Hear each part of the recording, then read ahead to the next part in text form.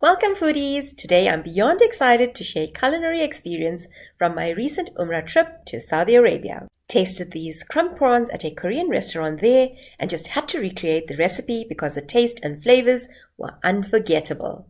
Paired with potato fries and tangy tamarind sauce, this will have you wanting more. Don't forget to hit that subscribe button and give this video a thumbs up. So let's get started on this crumbed Korean prawns recipe, which also has a freezer-suitable option. Wash, clean and devein 1 kg of prawns, then add in 1 teaspoon of red chili powder, half a teaspoon of garlic powder, half a teaspoon of fine salt, juice of half a lemon squeezed or 1 tablespoon of lemon juice. Mix this all together and leave aside to marinate. In a separate bowl, add in 1 cup of flour,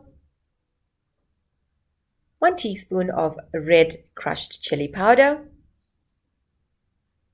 1 teaspoon of crushed black pepper,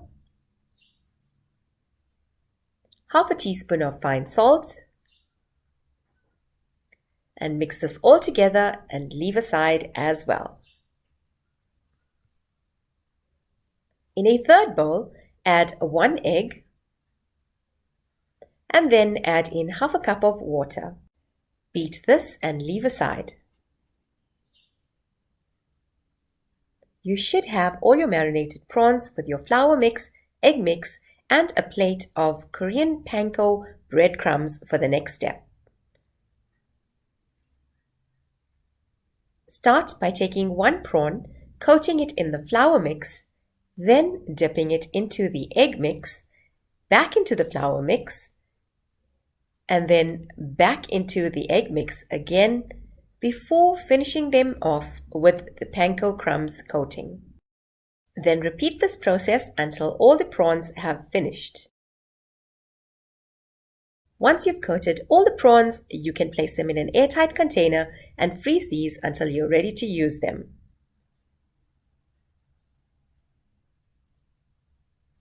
Remove from the freezer for at least 30 minutes before frying and make sure to fry them in hot oil. Always test the oil before frying. I use a wooden stick to test, and this actually bubbles on the sides when the oil is hot and ready to use. Fry for 5 minutes on either side before removing them onto a paper towel, and this actually absorbs any excess oil. These are best served with potato fries, and I usually like to serve this with my famous tamarind sauce as well. It all just perfectly pairs up. The link for the tamarind sauce is in the description box below. I hope you're going to enjoy this recipe. Comment and connect with me on my social media pages and let me know how it turned out. Until the next vlog, happy cooking!